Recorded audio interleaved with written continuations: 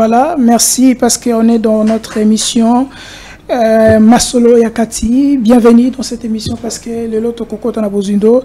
Nous avons tellement des actualités que nous allons débattre ici dans cette émission parce que République démocratique du Congo, la délégation au Bakendaki, Nalwanda, apparemment, selon d'autres informations officielles, Bakoma Kiwana, mais M23 a désisté. Alors, il peut naïe que c'est une manière pas appropriée pour naïe parce que nous allons vous donner l'information, il faut sanctionner certains membres de M23, il y a un groupe qui va recommander, quelle sera la suite dans cette dialogue. C'est pour cela que est-ce que Félix Antoine Tshisekedi a-t-il été piégé dans Luanda par M23?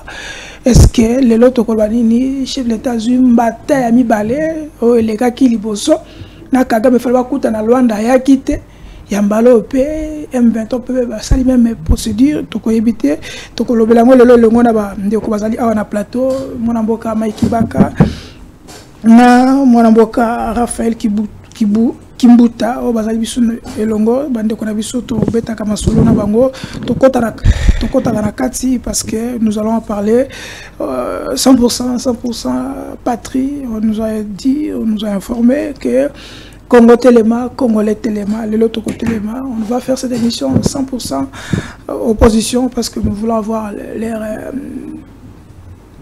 diagnostic parce que tout le monde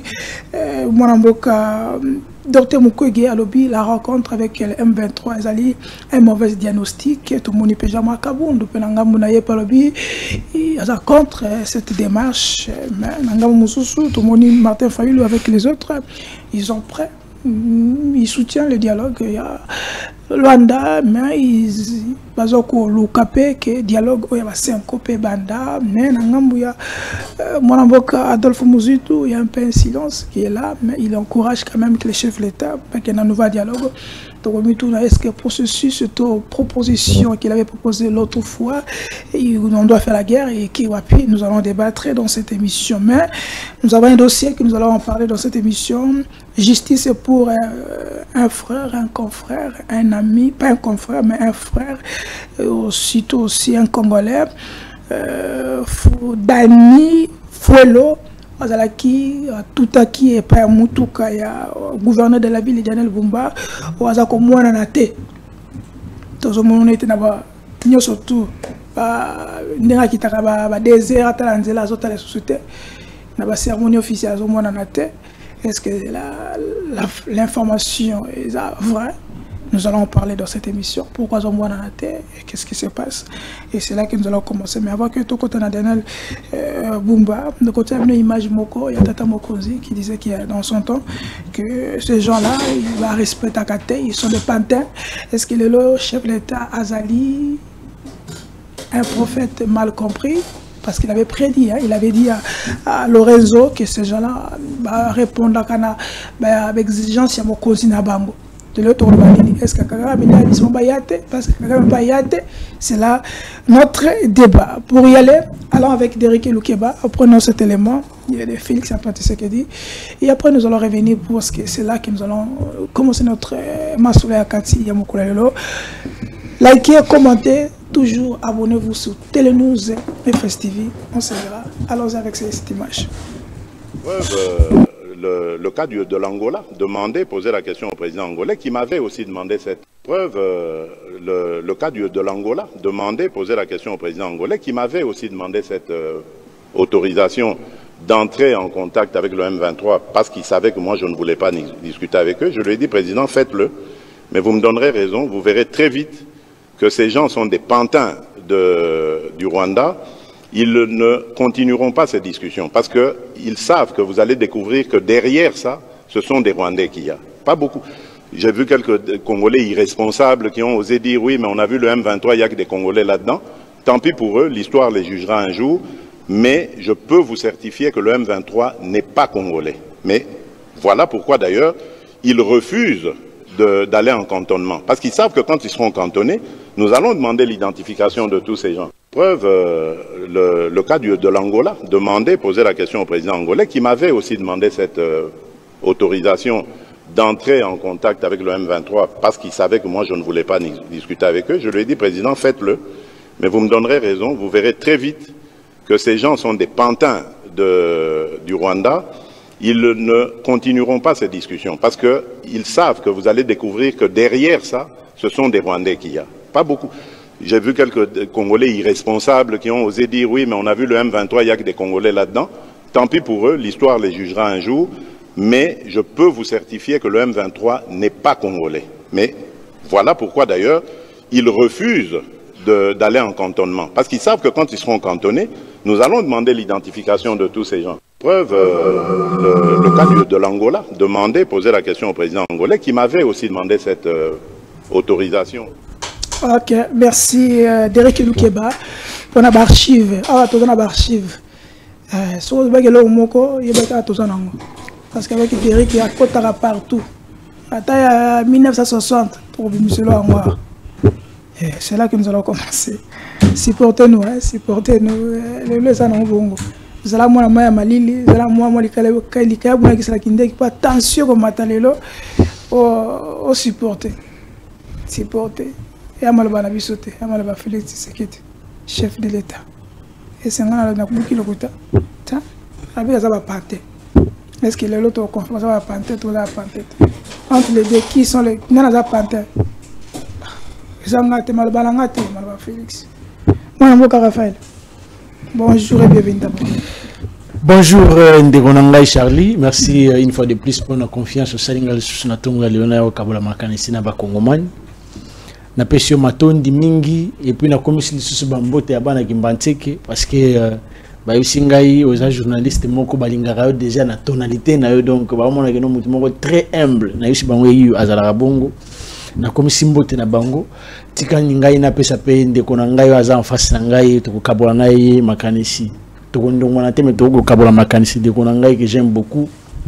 J'aime aussi son intelligence ndeko nani Mike Kibaka, donc on a payé mbote bateau basimbi nouvelle élan ils ont des bango parce que ça bango mais nouvelle élan ils ont donc j'admets quand même leur courage yena de comme ce nani Bruno Mibenga na payé le sombote bisika zali na payé le président légitimement Eli Martin Fayulu mbote non ngai omoni ngai na linga koloba bolamu ya mutu tango ako vivre Blanchard Mungomba zawana non na pesi mbote na lobby te no maître Blanchard que asali musala te mais na lobby bande ko ngai na linga ko reconnaître non omoni na couloir soko kutana na mutu chaque jour ero kutana ye même figure na ye kotika la même olomo ko kutoro mona que non mutu to ko kutana chaque jour donc tina tangi bango c'est que to kutana chaque jour na ba couloir ya on reconnaître musala o ba ko sala ya ko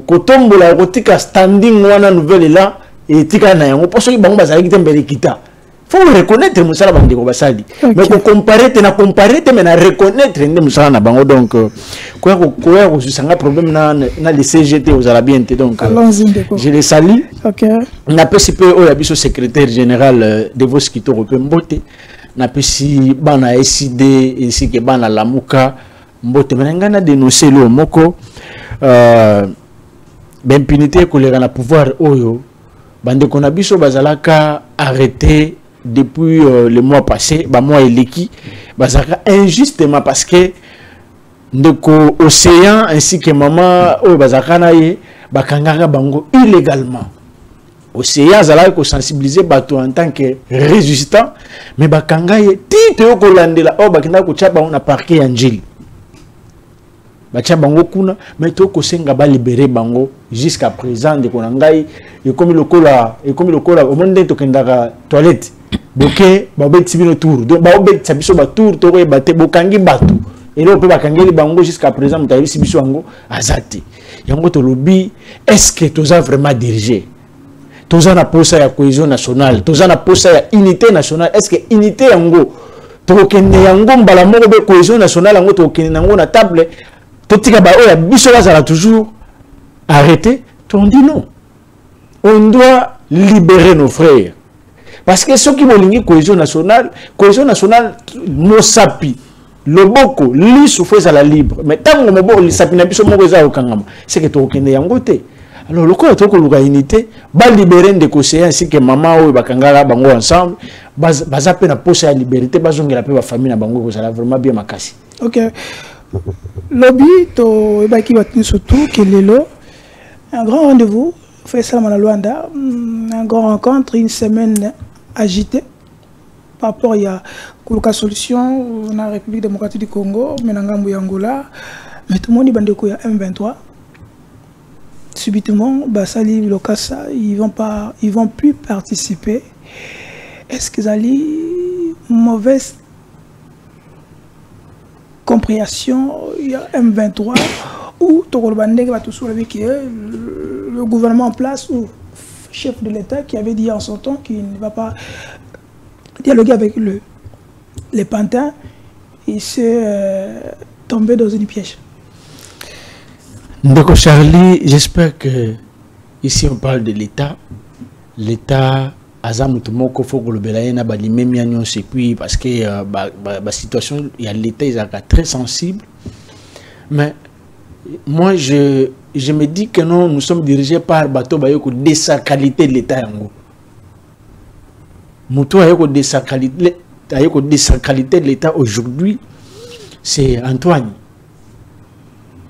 Parce que nous sommes auto comme on a les lobbies so bayi décidé et ici que Lamuka to lobela yango kala.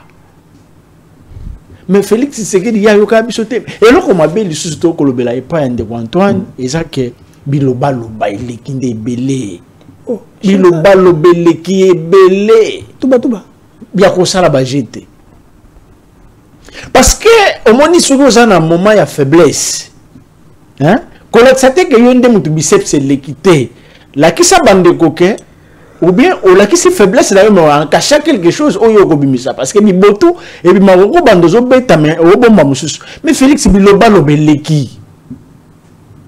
Yo zo benga batuke no na go discuter na bangote parce que abengi bango ba pantin. Comment d'abord un chef de l'État comment on finga batu publiquement?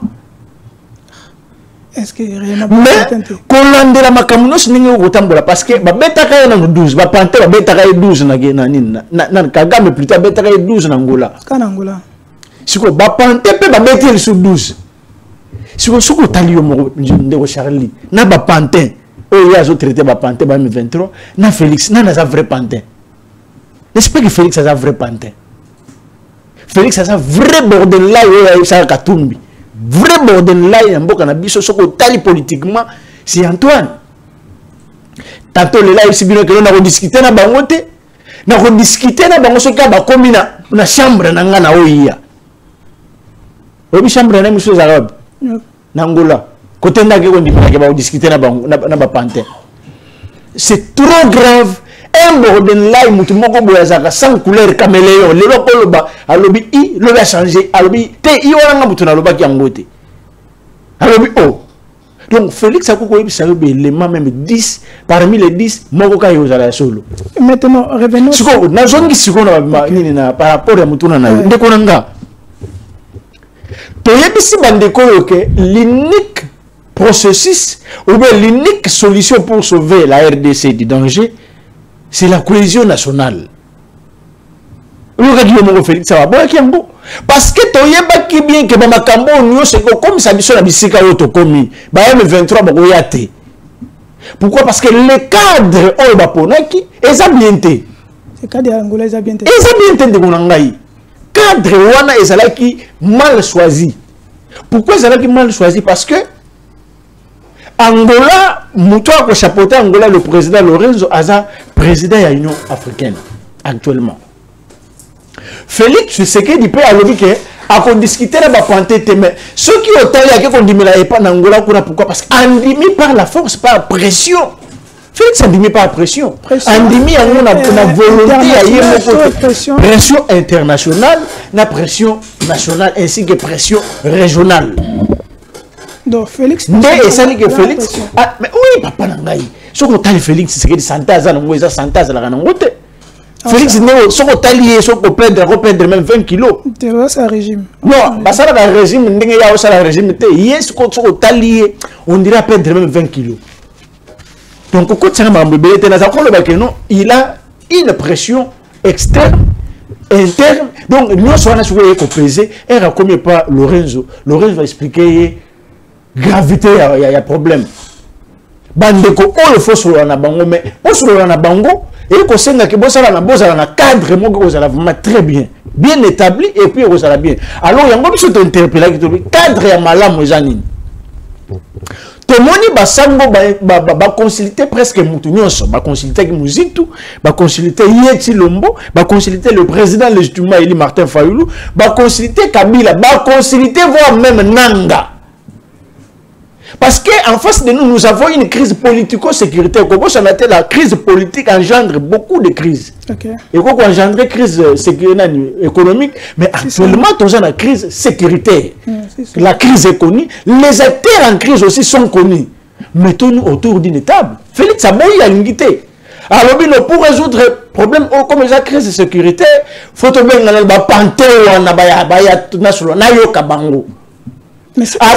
ayons Moutou a traité qui va tout panté, ce qu'on discuter là, donc, au PC les immunités, donc, l'un des moutons a vrai panté, va panté.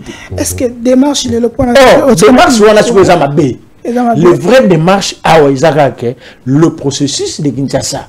Le processus de Kinshasa, on est ça, Congolais, facilitateur, Congolais. Tout le monde qui déjà ma père spirituel va prier là, basu déjà charge wana. Merci. Ce que charge wana yeko senganine, biso ba politique, ba Muzito, ba Martin Fayoulou, et ainsi que Yé Félix parce que c'est un acteur en crise. Ba Kabila, ba Makatumbi, ba Nanga wana bango nyoso to sélectionner pe o bato yo kanani, ronani pour citer Nanga nani Kagame isa rabiso que guerre o eza na Congo, eza guerre ya ba Congolais. Alors, tout sélectionné, les Congolais, on a tout fait autour d'une table. Mais dans le cadre que vous avez, bateau organisé. Est-ce que vous avez ça?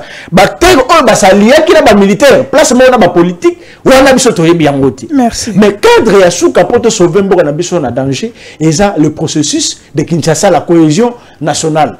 Coloca, coquinena moi, brasse, moko ya bapante pour nous résoudre des problèmes. Cela ne résoudra aucun problème. Donc, pour Nabino, pour Nabino, les démarches, il y a Luanda, c'est vraiment des démarches. Non, c'est ça, démarche, et résoudre le problème. Merci. Et résoudre vraiment le problème. Quand bien même que ça déjà emboîtement de pas, il y a problème tout ça dans le mais résoudre le problème c'est 100%. D'accord, Kibaka. M23, à l'objet, dans le cas, ça n'a que il baza ko déplorer, bas sanctions, et ça ko cumuler dans la bango. Nous Félix Tshisekedi et l'autre côté, apparemment, pour la communauté internationale va jouer double jeu, à part, moi piège Mokoboé. C'est pour cela que c'est retiré. Les lots. Nous comme bloqué. Qui a tort? Qui a raison? Et deuxième raison, qu'est-ce qu'il faut maintenant faire dans la situation commune? Parce que là, on est bloqué. Ndeko Shango, merci pour l'invitation, surtout pour la confiance. Merci Ndeko Raphaël Kimbuta, équipe technique d'Eric, le grand numéro 10. Napesi Mbote, napesi ba Kongomani nyonso, au bazana Est, au bazana Kwamutu, au bazana Kwilu, na Masimanimba, tokopesa bango Mbote. Mais na lingi na banda boyeke na Masimanimba toyoki, milisi moko ebimi kuna ba bengango G7. Na Masimanimba. Tozo yoka ke ba milisi wana baza mutaza simana bango eza ministre Didier Mazenga tolo bango na conditionnel wana za grand frère na biso le loi comme le kola baoba ya territoire na biso Masimanimba en tout cas toko lingate buzo ba ezala na simana ye yango toko senga que ceux qui yé mutaza parce que ba lobby ke mutu aza numéro 1 ya ba milisi wana za neve na ye. Pour quelle raison? C'est le temps. Pour quelle raison? Et dossier, maintenant, ils ont déjà pris en charge dans l'auditorat militaire et à Kikwiti. Il faut saluer que justice est là, et ça l'est. Dénonciation a mis baleine de ko nazali ko dénoncer commune Ngaliema où ils allaient na insécurité, où ils allaient na insalubrité, où commune Ngaliema to bité to benga kombonini parce que le monsieur qui gère la commune, il ne maîtrise rien, absolument rien. Aoutou Kosala 7 jours libanda yamboka atiko kanga bureau par azana adjointe et ba dossier nyonso ya commune ezaki bloqué. Il a voyagé. Et ba chef de service bazawana, il pouvait co-déléguer pouvoir na pas chef de service moko pour que a sala musala mais il a ki akangi bureau. Ake na bwenza ipen, na bwenza kaluka na ba wenzi nyonso Ngaliema a matisi taxe étalage. Alors on a 200 francs jusqu'à 500 francs. Mais qu'est-ce que dit la loi? Que initiative vignon il faut où un conseil communal. Donc le bourgmestre c'est un exécutant selon la loi de 2008. Mais le bourgmestre a mis comme ici yemoko conseil, yemoko exécutant.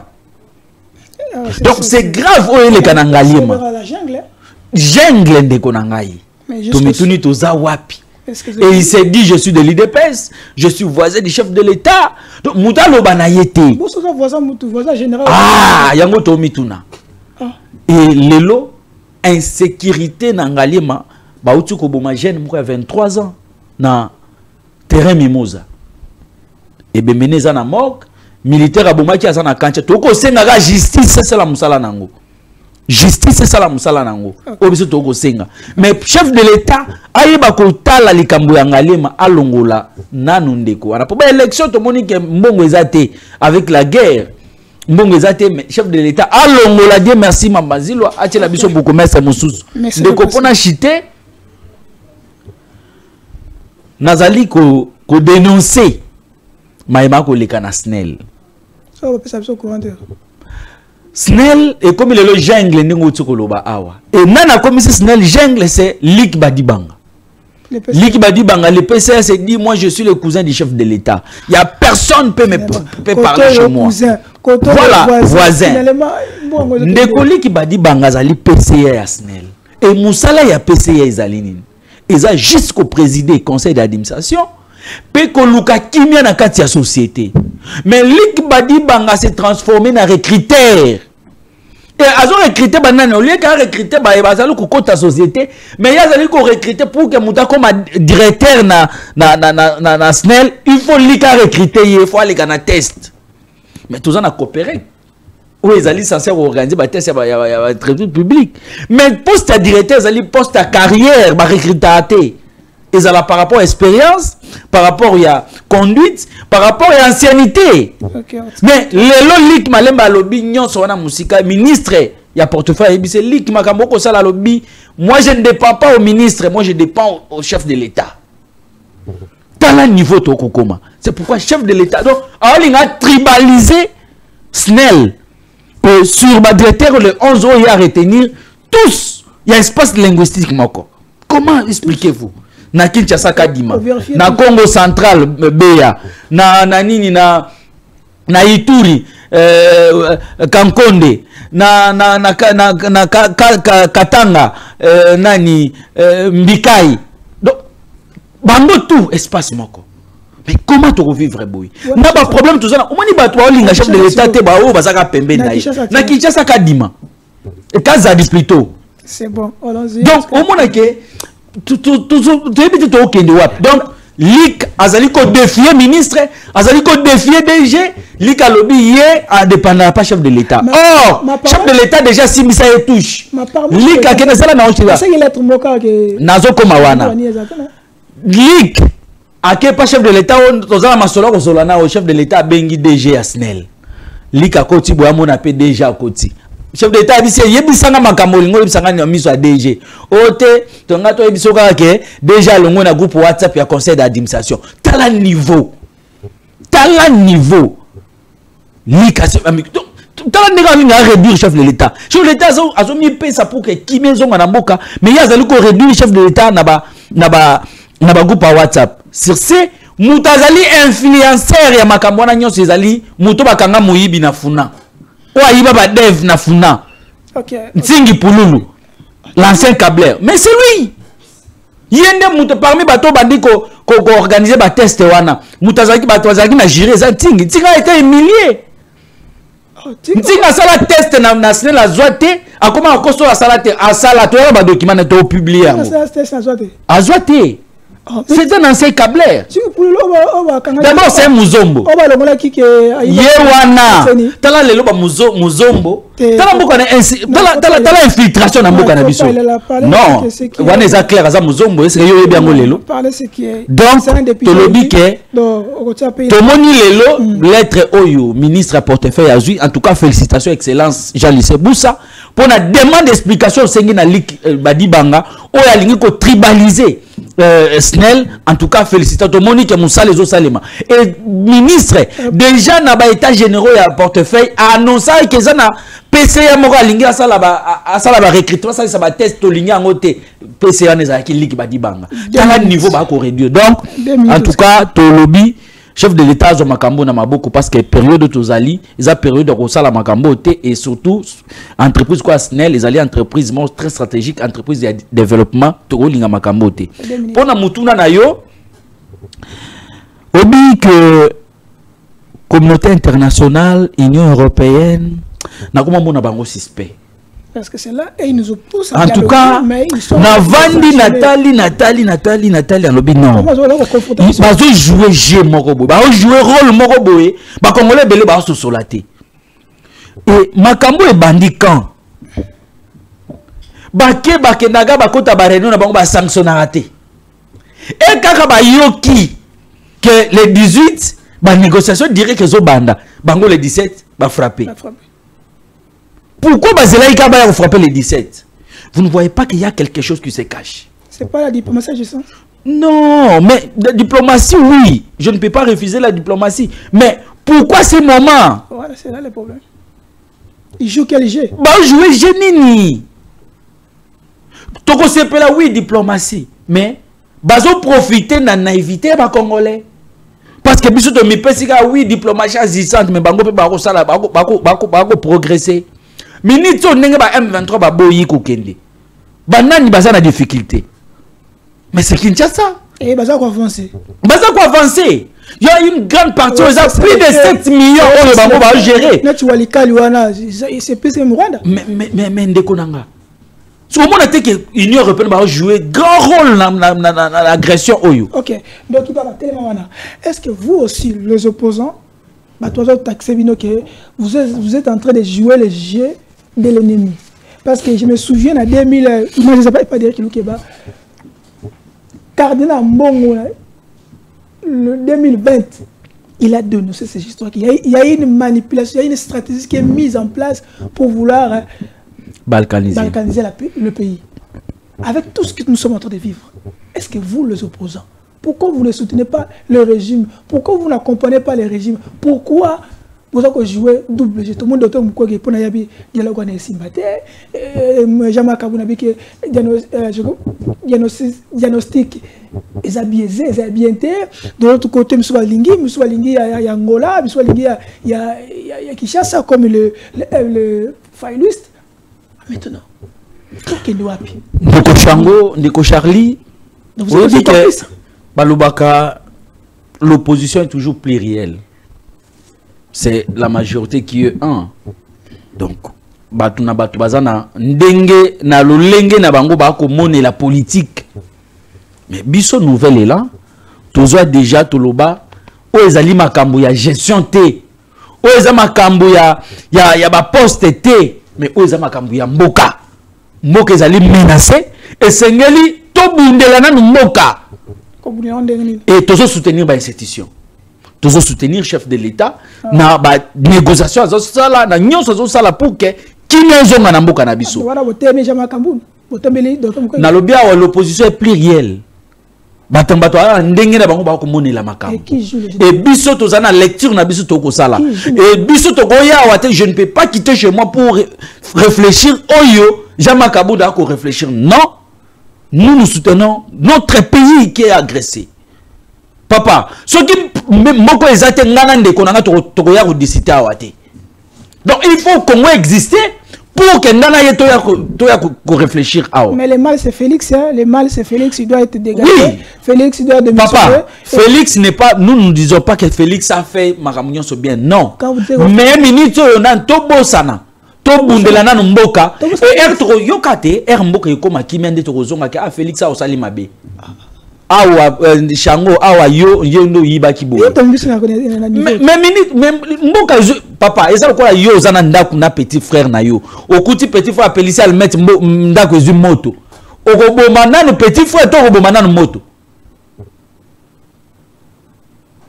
Excuse-moi, tout n'est pas yo, mais en tant que Congolais, tu peux répondre. Il faut on a des blocs des opposants qui sont pour le dialogue. L'opposition est toujours plurielle. Il y a des blocs, 1000 blocs. Donc c'est comme ça. L'opposition est plurielle. Donc il faut nous tobunda pour que Mboka et Kendete. C'est ça notre effort. Mais pour depuis 2019, parti politique il faut tout ça la guerre contre Rwanda. 2021, tu passes l'excédent de budget. Tu as excédent de dépenser pour la réforme à armée. Pour organiser armée. Tout Bundana Rwanda. Donc l'opposition est là pour proposer, critiquer. Ce n'est pas seulement pour critiquer. Donc aujourd'hui le pays est menacé. Nous devons d'abord sauver le pays. Merci. Donc on comprend bien comme Nouvel Élan est déjà dans... Ah, au moins ici qu'on place beaucoup. Donc parce que pour la vie, il faut qu'on critique. Donc Mboka Zika, Mboka Kende. Ce qu'on dit les lobes Rwanda bazumboka wana. Est-ce que Ndekonanga oya okolobela? Nenge Goma izawana. Est-ce que Gobeta loma sola Goma? Ce qui se passe à Goma Bukavu Ndeko wa yebi? D'accord. Donc tout bundana pour récupérer Mboka na biso. Quelle est votre réaction? Nouvel Élan est pour accompagner le chef de l'État. Nouvel Élan est pour accompagner le chef de l'État pour changement, révision en constitution, et aujourd'hui confirme qu'il faut sauver la nation. De votre côté, bon, Charlie, avant de côté, de quoi Koloba a rappelé que l'homme moko makambo Italia commune Ngalema. Vous savez, ngaina okende na makambo ya commune ya Kolobela ke non commune wana isa vraiment géré. On dirait bateau batia baza censé gérer la commune de Ngalema. Ils sont inexistants. Bazala na luka bango na mona bangoti. Bourgmestre ainsi que bamisusu wana tout ça. Donc administration mubimba. Bango bazana ba taxe na ba wenze. Bazate. Vous imaginez que commune au moins au comme na station ma campagne.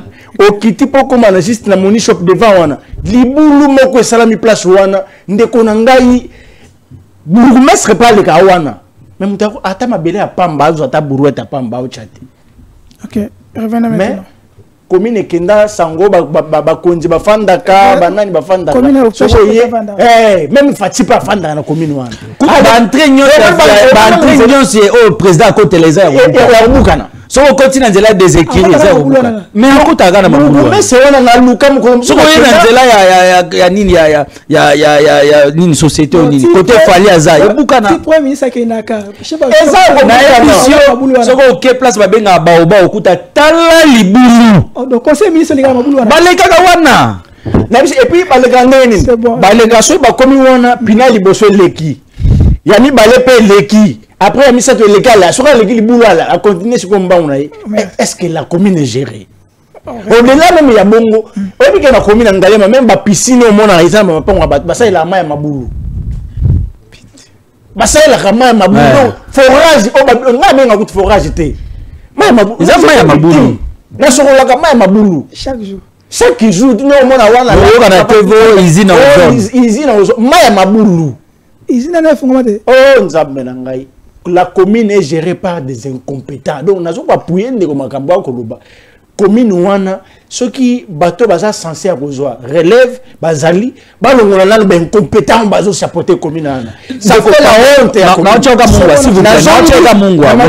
Obi problème musu c'est les problème nini. Commune yangali mezali commune we bimisa ki 5 parmi ba commune bimisa et puis ça ba député belé ngali meza premier. Ils en a 5 députés. Mais vacances parlementaires aussi là. Ata député mokote à Kiti akena kaluka akena malweka akende boypo yoka base azate mais lelo ba ko zonga na assemblée awa to ebité rapport ba kopesa mais ce qui est grave ndeko Eliezer abima député national puis provincial na provincial azwa mwana neve na yo azalaka na village ayebi ngalema te ekaka bimi azwi des postes atindi nde abengisi neve na ye wana soki komune owema nko lelo ye muta komo CG quelqu'un akeba na yoki akenda soki kamunganga na kozonga abungi nzela akomo benga bat na téléphone kenaki na zwa nzela ni. Imaginez un député à Bongo.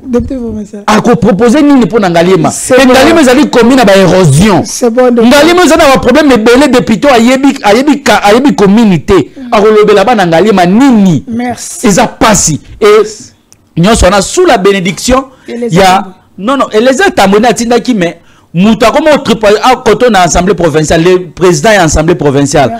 A comment na yé petit de course à Bumba et parce que Azuba communicateur comment foutre bango $100 par mois to ebité pour pas lever la railler pour pas lever nini église na yekuna na gimbanze que libulu eza liboso wana ba lever nini un président d'assemblée comment foutre ba communicateur on reviendra sur village ça passe donc en fait ndeko nanga membre ya commune tu penses que non je suis victime parce que ngapé na fandaka tamoko na kofanda na changu tamoko na zana ngai peuple nomade donc c'est ça en fait donc on a nomade nous sommes vivre pendant la réalité à Kinshasa. C'est ça en fait. Donc, une fois de plus, il faut vraiment commune Yangalé mais à la gérer. Voilà. Na zone qui na makambo ya ndeko ngai bon en fait c'est tout à fait normal de raconter le bela nous sommes dans un état démocratique ou bien démocrate. Mutuna mutaza libre ya kosala choix ou bien repérer sa opinion yaye en tant que politique. Ou bien qu'on réfléchir. Bon, maintenant il y a nouvelle et là c'est tout à fait normal. Parce que jusqu'à présent, au moins, musique tout ngala sepelana et surtout na ba assise na yo organizagawana tout ça na ba tribune voilà merci. Mais ces derniers temps na comprendre vite. Mais un savant vous comprendre non si vous comprenez savant c'est la chose savant non mais c'est un savant non monsieur n'est pas savant mais c'est un savant monsieur tout on comprendre pourquoi parce que ceux qui a coupé sa position à adhésion directe na union sacrée tant mieux il est libre muta okanga za te pe muta robotola ye nini ya parti na ya liste ya bata union sacrée bimaki ozomona ceux qui liste ya bata union sacrée bimaki est-ce que vous avez comment musique toi déranger tête non déranger tête nazo pesa ika maloba parce que liste ba 40 personnalités à union sacrée ba bimisa liste na bango oza nango na téléphone na yo peut-être oza nango il faut être sincère na peuple ndeko boya kana lokuta te l'opposition n'est pas là seulement pour critiquer c'est bon de critiquer c'est ça allons-y toi mboka na biso déjà menacé c'est le pays ceux qui sont na mboka musu biso dans mboka musu te non je suis pas agité non ebisaye biso ngana za mboka musu te mboka na ngaza Congo le Congo est menacé nous devons sauver d'abord le pays donc ba comprenez ba congolais ba Hollande biso ba comprendre que non toza ba opposant mais c'est que les vrais et za banane parfois ils appellent banane qui sont manipulés.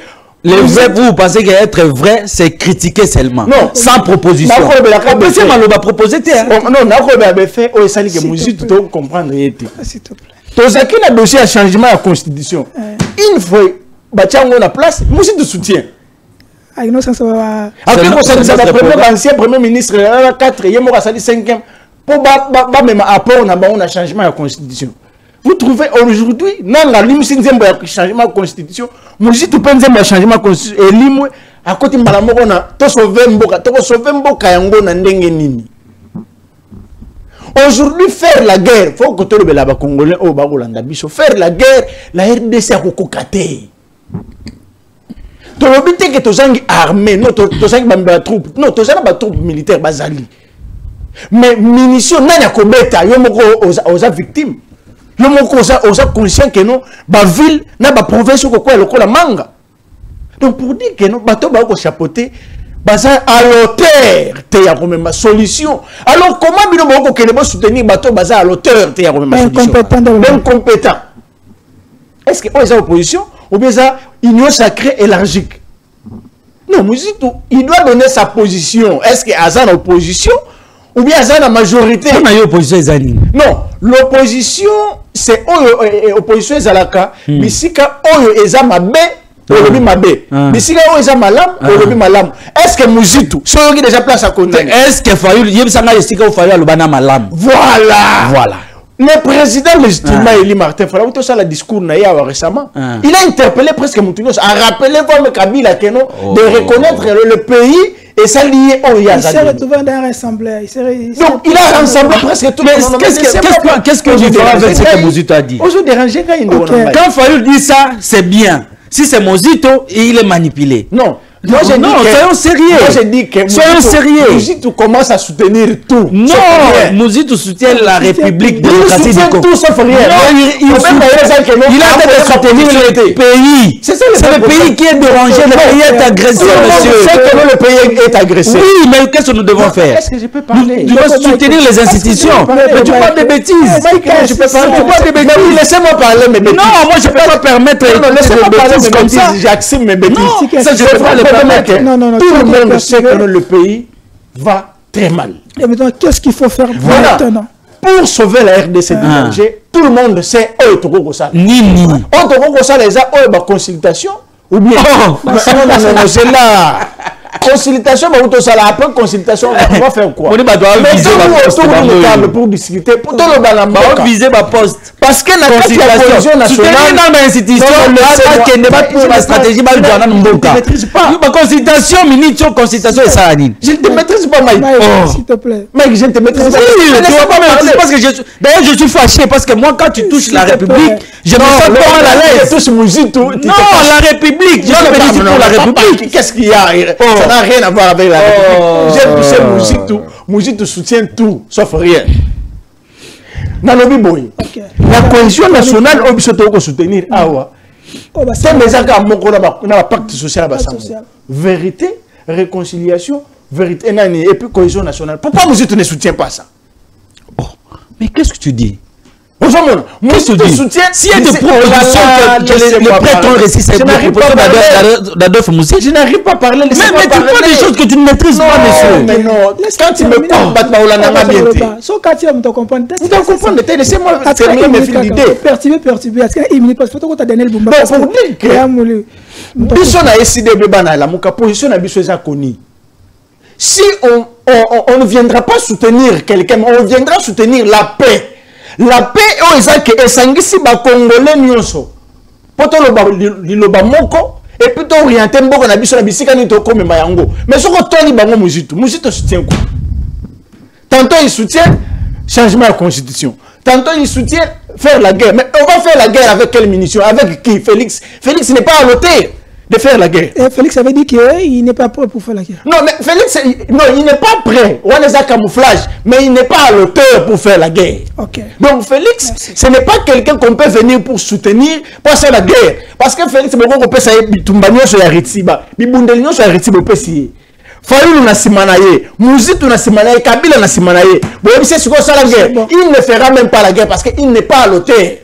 Ce n'est pas la terre comme ma solution. Donc il faut. Maintenant, vous soutenez qui? Donc il faut. Parce que vous, montant vous soutenir un incompétent, c'est qu'il n'est pas incompétent. Ah, donc vous êtes pas incompétent. Mais bon, parce que Félix n'est pas à l'auteur de faire la guerre. Parce que lui-même, c'est tout un problème. Okay. Alors, moi, je me sens mal. Comment on a dit avec son intelligence, que j'admets, n'a pas Platon de soutenir Félix. Félix, pendant 6 ans. On est bloqué dans Luanda. Mais on est bloqué, c'est la raison pour laquelle je suis au lobby pour verrouiller le processus de Kinshasa. Merci. Qui va mettre tout le monde d'accord. Parce que, au moment où on a chango, autour d'une table. La cohésion nationale il va réunir toutes les parties prenantes. Et ça va arrêter la guerre. Et puis, ça arrête directement la crise politique ainsi que la crise de sécurité. Je vous dis, Bissika Oyo, vérité, le Bami, pardon, Sengami, tu vas revivre ce qu'on a. Parce que ce qu'on dit, mais papa, tu as la signature, mais papa, c'est là où on vous met que non, il faut que cadres à la bien assaini, bien cadres à la bien choisi. Ce qui cadres à mal choisi, non, Monique Félix, a Robi Manatonga, lobby I, n'a pas lobby O. Donc, Mouzito doit nous donner sa position claire. Ok. Donc, s'il te plaît. Donc, Mike Ibaka, Raphaël Kimbuta, on est vraiment à la fin, mais tous les éléments, ils sont très sensibles. Non, je peux glisser 30 secondes. Non, après, on attend de parole, s'il te plaît. Ils sont très glissants. y a un mort d'homme, Ndekwa Koufi, mais apparemment, il y a quelque chose qui est louche dans ce dossier. Il y a Ndeko Oyo Bengi, Daniel Fuelo, Azali Mota. Donc, tu as vu, il y a un kekaka, tout sur le plateau. Comment nos autorités ils font les choses et nos compatriotes vont analyser et c'est là que nous allons terminer sur cette émission. Alors c'est avec Derrick et tout qui après nous allons revenir sur Mike parce que Mike est un peu agité, il doit répondre. Alors, non, je ne suis pas agité. Le cas de décès a été signalé dans la nuit du samedi 8 au dimanche 9 mars 2025 aux environs de 2 h du matin sur la première île limitée, quartier d'Ilandos, impliquant le gouverneur de la ville de Kinshasa, son excellence Daniel Bumba Lubaki. Selon des sources dignes de foi, le véhicule appartenant au gouverneur Bumba, dont les cartes de visite contenant son nom comme directeur général de la société Mango Airlines ont été retrouvées dans le véhicule accidenté. Qu'est-ce qui s'était réellement passé? Le gouverneur Daniel Bumba, ou encore son véhicule, a percuté un jeune homme la nuit du 8 au dimanche 9 mars 2025 vers 2 h du matin sous une vive allure, sans contrôle, sous l'effet de l'alcool, comme les témoins des personnes qui ont vécu la scène et qui avaient retrouvé dans le véhicule des stupéfiants et boissons alcoolisées à forte dose qui justifient la scène macabre. Voilà qu'il soit porté à petit boulevard, à Sanini, à continuer, pour n'abîmer ni boulevard, à Sanini, à Mata. Mais les messieurs en question, à Outi, na bande bouille, il y a retour. Comment tellement ils qui déjà fait vert et puis ils qui va air tardive. Ils qui prennent la vitesse à ma casse. Moi ya kanga frère ils qui ndé à tamponner de Gonangai à l'ongwe na bando azalaki azongi na bande de retour ko ya bande ko sani pour na côté là. Et puis hier côté bazwa qui est à bête ce qui 7 shit. A te kuna se retrouver na ngambo. Oh mutu ataki mutu ke baluka 7 fois. Et bête 7 shit. Na 7 shit au mutu ke ebetaki wana to premier sikana totali ba contenu ko ezaki na kati wana on a trouvé il y avait de l'alcool quoi ba champagne d'exo na kati ya mukane ba champagne d'exo na ba speed ba boisson na biso énergie wana. La victime Dani Fuelo, âgé de 28 ans, était paisiblement sur sa moto, rentrant chez lui avant que le véhicule du gouverneur Bumba, qui laissera sa bande pour les renverser sans réserve pour mettre fin à sa vie. Les pauvres Dani Fuelo quittent la terre des vivants pendant que les siens avaient encore fort besoin de lui. Selon des sources concordantes, le conducteur qui a renversé le pauvre Dani Fuelo s'est fracturé le bras et blessé au visage et serait probablement le gouverneur lui-même, car depuis cet accident, le premier citoyen de la ville est introuvable et injoignable, zappant toutes les invitations et cérémonies officielles, en commençant par celle de la cérémonie de la rentrée parlementaire à l'Assemblée nationale. Lui, qui est le numéro 1 de la ville, a brillé de son absence et n'était pas même représenté. Et encore depuis cet incident, les conseils des ministres et réunions du conseil provincial de sécurité ne se tiennent plus. Il est fort probable que le gouverneur Bumba est dans l'incapacité de gérer la ville actuellement vu son état de santé. Les proches du gouverneur Bumba, aussitôt informés du drame, se sont arrangés pour effacer les traces de cette scène macabre qui a conduit à la mort du jeune homme Dani Fuelo. Ces personnes dont certains noms ont été découverts, il s'agit donc de M. Ig Luawa, conseiller technique du ministre provincial de l'ITP et coordonnateur de l'initiative Daniel Bumba en charge de l'assainissement de Lukunga. Ces derniers, comment va-t-il se retrouver en ce lieu pendant ces heures et dans l'entrepôt des services de transport administratif ITP, ville de Kinshasa, et avec des menaces pour faire sortir le véhicule accidenté pour une destination inconnue en présence du chef de garage Charlie et son adjoint Dadi, les corps de garde de la société GESA, agent Mungolo, qui avait même refusé d'ouvrir à M. Igluawa la grille, mais fort de ces menaces, l'agent Mungolo, sans appui, va céder aux caprices du tout-puissant Igluawa, comme vous pouvez le voir dans ces images. Si ce drame n'était qu'un simple accident, alors pourquoi le gouverneur de la ville de Kinshasa, Daniel Bumba, a mobilisé autant de services de l'État et de la police ville de Kinshasa pour étouffer l'affaire? Le véhicule porte-atout de la police ville de Kinshasa, qui a servi pour l'évacuation du véhicule dont la plaque était restée sur place sous les guides du général Mania de la Pire, a-t-il été envoyé réellement par le général Blaise Kimbalimba? Cette question mérite d'être posée. Un autre fait marquant dans cette affaire est la présence du colonel Mimi Bikela, qui avait démissionné de la police, qui occupe présentement le poste de conseiller spécial en matière de sécurité du gouverneur Bumba, se donne le luxe de se pointer à la famille de l'illustre disparu en qualité de colonel alors qu'elle n'est le plus, pour, selon nos informations, faire taire la famille endeuillée. Le gouverneur Bumba serait blessé au visage et fracturé, aurait été d'abord pris en charge à l'hôpital HJ puis transféré aux cliniques Galima.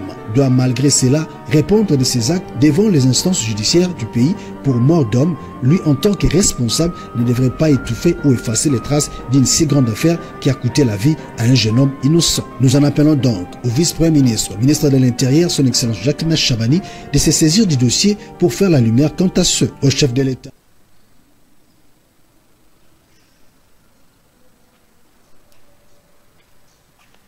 Bemba Lubaki. Quand j'entends que tu es athée, et puis comme besoin de.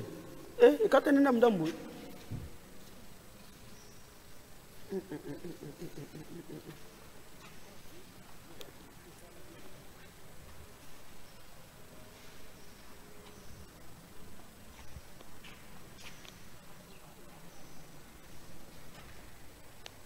Mana zai bina lire mo ko sakanati. C'est pas là là qui pongi o.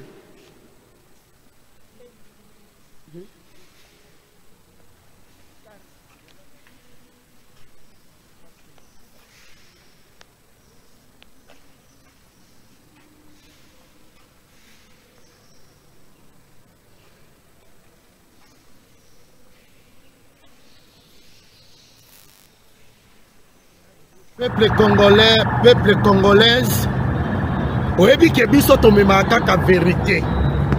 Concernant likambu oyo ya accident, ya ndeko oyo atiki biso na nzela ya mutuka ya son excellence Daniel Bumba. C'est vrai, eza moko ya ba mituka ya excellence Daniel Bumba, gouverneur provincial à ville à Kinshasa. Et salamaki na butu ya le 8 au 9, na première ri na limité. Mais mutu oyo aza koleka zolobaki aza membre ya famille ya Mouwei wana te. Accident salami parce que mutu kezaki na ba cooks. Ya kolobaki tokangi ba masanga ba whisky na kata mutu keza mensonge. Il faut bozala bata vérité et loko ezoboma congolais mensonge. Mais boya bisa batu ke toyibi ba mbongo ezaki na kati. Notre frère qui nous a précédé na liwa oyo ya accident. Akundamaki lobby entre ces lieux terre. Akundamaki lobby entre ces lieux terre. Mais entre Mokondi, gouverneur à ville, na famille, basa à bon terme, nyonso eleki malamu, akundami malamu. Chauffeur a koufité. Mais jusque là, chauffeur azali, azomona te. Ba téléphone ezo sonné, azo yambate, place azo ezo yebanate, banquette ezo salama bazo luka chauffeur. Boti Kakolomake, excellence Daniel Bumba n'a tout tiré. Ouais, c'est là que nous allons terminer cette émission. Moi, Sangwa Mawa, il n'y a pas si. Ne quoi qu'il y a boye. Pour na kokumba malongate. Débiter na R1. On ne connaît pas le biquet. Nous ça la course il y a R1 ya course en nini. Course en moi inhabité course R1 nini. Ils ont déploré, Moutakouf, ils ont déploré Mbongo. Mbongo, on a vu un moutou et Kokani. Donc, Mike, il n'y a pas d'ailleurs parce que tu sais, Ndeko Charlie. Avant de commenter, avant de commenter la vidéo tout la awa, quand au RDC tous anango, ils craignent pas anango. Ce que tali ba télévision et écrit, au komona yesika mon côté, ba opposant, bazali ko tenir ba discours oyo ndeko ko tenir, parce que le pays est agressé. Faut ba sou. Faut ba sungana mboka na bango. Il faut ba se rallier na ba institution, ba nguna ba bimanan. Par conflit na biso à l'interne to ko bongisa na to pe so exemple clair awa que botikali na ndako na leki na yo to ozana mwasi na yo mwasi ndenga opelisa moto po alamba pa moto ezunda ko bando opela okolanda na mwasi po na opelisa ki moto to ko lukana no ba mezi po boma moto. C'est pourquoi on dit depuis 2021 nouvelle élan na président na biso Adolphe Mozi Tolobi excédent budgétaire bosali botiango na armée bo organiser armée parce que toyebaki armée na biso tozana nous capable était sur le plan homme tozana ngo mais technicité na peut-être matériel musutu ezate tosenga ki bacha yango parce qu'on savait que c'est notre pays. Yo na zo invité ndeko oyo no comme na makambo ki incompétence ça na habité uti wapi fayo la tikala au gérer si comme côté na l'état ata boutique te atikala au gérer te na l'état na loba ata quartier azira na noté commune pété te na azala tsoki na Ecofin na province ya Kinshasa a balongola kaye balongola yende na yo kaka je ne confirme rien. Ndemde na yo kaka. Non, fallait que confirme le ngola qui. Na ye ngana obi na yo kaka. Je n'ai pas de preuves. Oui, mais na yo ka bongo balongo la yi. Donc non, moi Fayulu c'est un grand messier. Moi je peux pas venir ici tenir des mots oyo. Non, je parle au conditionnel, monsieur. Tu pas conditionnel. Oui, je ne sais pas. Ça c'est kochanga maloba na mon côté. Kochanga maloba na mon côté. Muto balongoli, ça veut dire que je sais pas ba raison na yebité. Et cause à la peut-être position na ye, couleur politique na ye, là je ne sais pas. Mais pour la incompétence na yebi na ngati. Parce que na tikala au monde a été place à gérer. Des jours à gérer, des jours ngana à juger. Mais aujourd'hui Adolphe Muzita a géré. Adolphe Muzita a un bilan à présenter. Il y a yebi. Pas comparé à il y a yebi. Et bilan Muzita a flatté. Oh ça que ce qu'on monyango fo lulango. Pas. Maintenant, c'est le visionnaire du Congo. C'est le visionnaire du Congo. Et Minute Oyo, ce n'est pas Félix Tshisekedi qui est menacé. Mais c'est le Congo. Il y a une famille, Moutouni a famille Tshisekedi a koufi kuna. Nani? Moutouni a famille Tshisekedi a koufi na Mobondo. Azate. Azate. Na Mobondo a yé a yebi keza bandeko na biso ba okufa. Eza combat ngana yeto sala ka chaque jour pour na Mobondo wana. Tozali ko dénoncer chaque jour. Ndeko ni a Félix a kufi wana. Kabila biso bongote. Le Félix na pouvoir na ye pendant sa gérance pour comme le niveau wana. S'il faut quand même à cause de la raison s'il faut muta porter bilan to aza responsable c'est Félix. Tala. Na yebité. Biso tozo dédouaner yoka.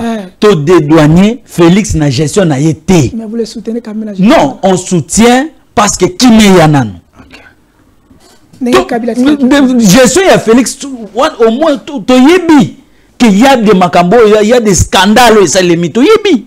OK.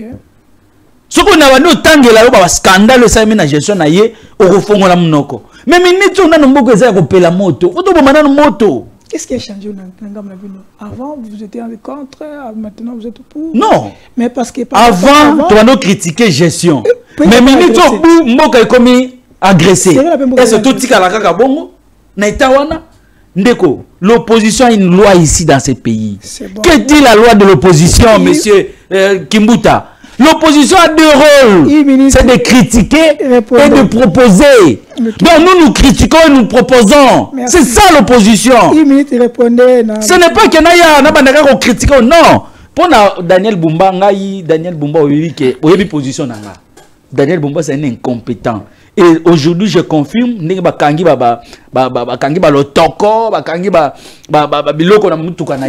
c'est confirmé. Donc tous les gouverneurs y a quitté. Tous les gouverneurs y a quitté. Les lots jeunes à 28 ans accueillis. Les lots a peut-être à tiki bana, à tiki moisi, à tiki famille naïe. Oui, mais perto il va famille naïe. Et conséquence pas parce que gouverneur a qui n'a quitté. Mais c'est ça. Tout le monde a imaginé yo. Balobi ba monine. Mais exo on est à combien de pourcents? 40% exo. Mais Amelaï combien? Selon une indiscrétion qu'Amelaï y a 12. Eh, Moutoumoko. Mieux Moutoumoko Amelaï 12. Bah, exoana. C'est quoi ça 40%? Imaginez. Donc, pour vous dire que le lot Kinshasa Tinde est comme Iboui, Kinshasa solo, Kinshasa embouteillage, Kinshasa. Donc, tous les abisso gouverneur y a quitté. Le lot, ne qu'on abisso accueilli, a tiki bisso aboyé, parce que gouverneur n'est abomié. Et tout le monde est un charlatan ou IDPS. Ayawa. Pour naïe, c'est l'argent. Mais bon, moi, il y a moutia au mon angoté. C'est l'argent. Donc, qu'est-ce que. Bon, on a écouté, pas moutouane. Donc, les lots, si nous sommes en train de subir même ma cambo transport, c'est Bumba. Merci. Donc, on a un accident, il fallait ça la bouille. D'accord, Raphaël, on est à la fin. Fallait ça la bouille. D'accord, on est vraiment à la fin. Et votre proposition et votre réaction par rapport à l'élément Oyo, ça nous fait. C'est pas un plaisir. Attends, on va commenter l'Ouya Mouninga, à coup fin accident. C'est pas un plaisir, mais nous allons quand même parler sur ça. Quelle est votre réaction par rapport à ça? Parce qu'on est vraiment à la fin. Vous avez 1 minute 30, on termine par là. Merci, merci Ndegonanga Charlie, mais Obi Ndegonanga Mike, n'a pas comprendre. Mike. Vous comprenez, l'intelligence ici, il faut le même nouvelle là où il nous attend à décider. Ah! Je te dis, mon frère. Non, vous êtes en position de risque. On a parti à bordelais. Nous sommes déjà tout un ami. Ah, donc, on défend les mots que ça risque. Donc, parce que je défends les Congo, ils ont risqué. Non, je vais m'expliquer. On est à la fin. Ndeko Charlie. Bisonno so awa to telemeli changement de constitution. Nous sommes à plusieurs reprises. Il n'a pas à dire. On est à la fin. Il n'a pas à dire. Il n'a pas à dire. Projet de société na bango. Mais quoi yebi que na campagne na biso doit soutenir changement, c'est toujours pouvoir trop changer constitution. C'est pas un débat. Bango va un projet de société tout ça la débat va projet de société.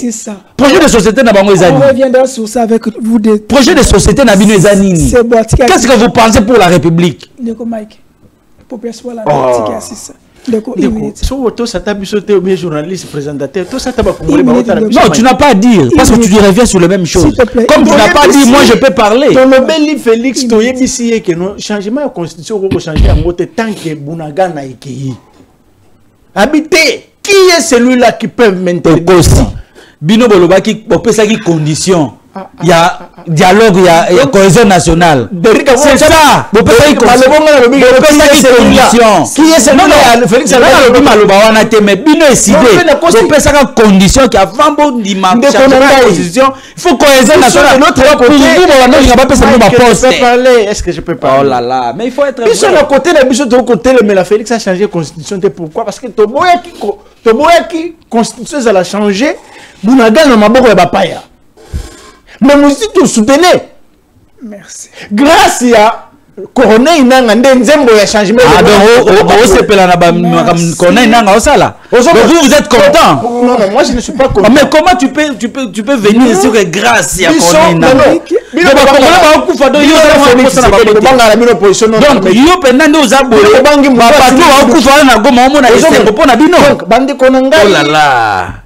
Saka bango kebo qui ne soutenir mutu ani ko changer constitution te na 45 territoires. Papa biso soutenir mutu te. Eza projet de société na biso. Lolo to soutenir mutu ba ko ba kaka position na bino eza nini.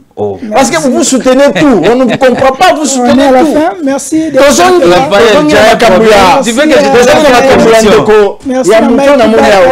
je merci à tout le monde. L'article 16 nous dit que la vie humaine est sacrée. On a la fin. Comment batu mutakoko tuta mutu na butu toto na Daniel Bumba autaki wapi autaka bronze. Donc Daniel Bumba gère ce pays ici na journée te ma général on a butu na kuiti pe. Et puis balobi a mêlé 12 bouteilles ya exo ndeko nanga c'est 45%. Ah, 45. 45%, Moutachango na tolo. C'est multiplié par 12. Si on multiplie 45% par 12, c'est que Daniel Bumba ça qui y est. Il y a ça beaucoup de Moutou Karana. Il a qui t'a dit de la voix. Donc on va dire il va tambour la makolo mais il na kuit. Donc Daniel Bumba à Cambaraville na kuit. Na kuit. OK. Merci. Sur le grand na kuit. Na kuit. Donc kuit est mis dans la ville. Minute à l'hôpital. Depuis le 8 mars à mon anaté. Ah ya maté. De konangai et loko salinga passe ya weza. Mutu kaona moni wana te obia mutu akufite na un charlatan ya IDPS akoba ke bakundia na honneur donc via mutu bino bo sepeli ko bakundia ngo na honneur ako kote la Bumba oyaza incompétent besoin qu'on reconnaître que c'est d'abino de beaucoup non à reconnaître à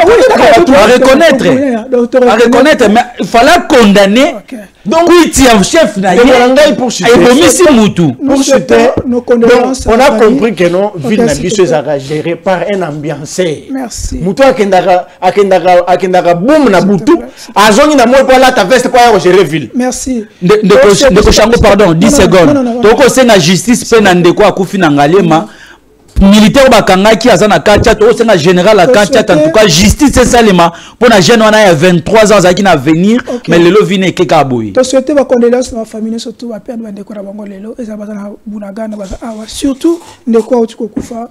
Nous croyons que la justice va faire son travail. On se verra la prochaine.